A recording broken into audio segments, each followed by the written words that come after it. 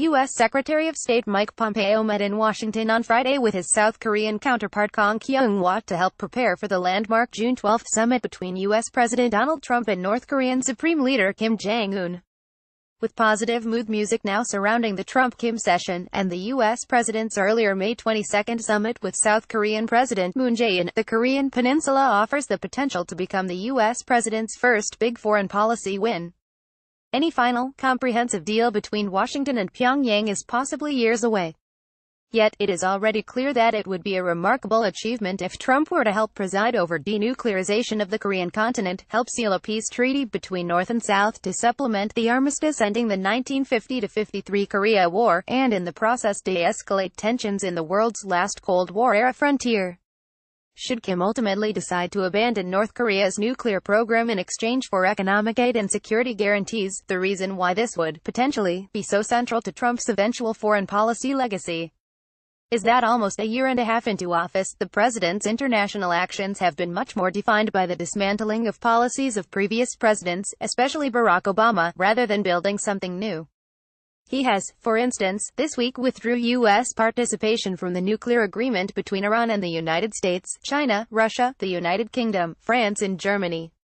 Prior to that decision, he scrapped U.S. involvement in the Trans-Pacific Partnership (TPP) trade deal with key allies in Asia-Pacific and the Americas, withdrew Washington from the Paris climate change deal agreed by over 170 nations, and launched a review of the North America Free Trade Agreement, which may yet collapse in 2018.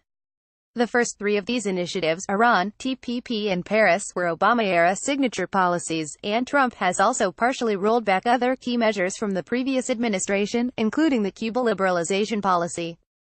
The president's international actions have been much more defined by the dismantling of policies of previous presidents, especially Barack Obama, rather than building something new. Andrew Hammond. Yet, for all this diplomatic action, thus far the new administration has failed to forge any clear, coherent and comprehensive new Trump doctrine, centered around his America First vision. When Trump moved into the White House, he promised a radical platform that could have reshaped U.S. foreign and trade policy more radically than at any point since the beginning of the Cold War, the time that Harry Truman helped build a consensus around U.S. global leadership. To be sure, Trump has made some moves to shift away from this post-war orthodoxy, pursued by both Democratic and Republican presidents, such as building U.S.-led alliances to expand the liberal democratic order.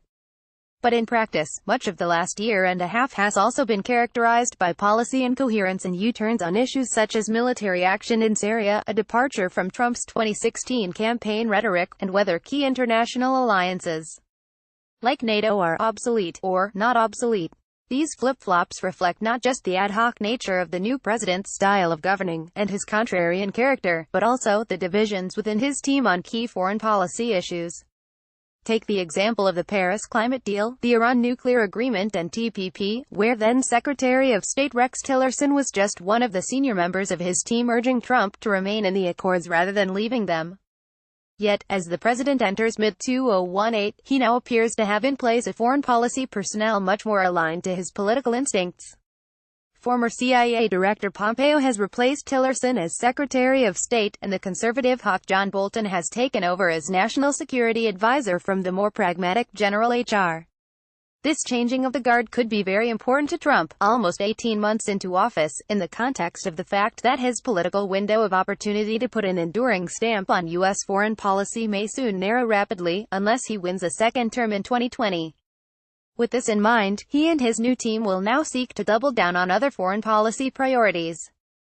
These include the ambition to do the deal of the century in the Middle East with Israel and the Palestinians, which will become more complicated by the U.S. president's decision to move the U.S. embassy this week to Jerusalem, and forging renegotiated economic relationships with key countries like Japan and China, which are seen by the president as less one-sided and detrimental to the United States. It is also to be hoped that Trump's new team will prove better foils than Tillerson and McMaster were for the president's ad hoc style of governing, which regularly exposes lack of experience and knowledge of international issues. If so, this will help serve as a compass for the White House in helping to navigate the significant uncertainties of international affairs in 2018 and beyond.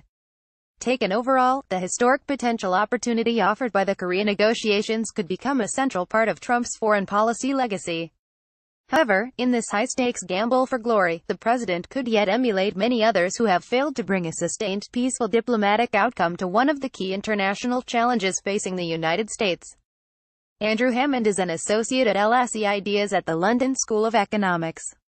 Disclaimer: views expressed by writers in this section are their own and do not necessarily reflect Arab News' point of view.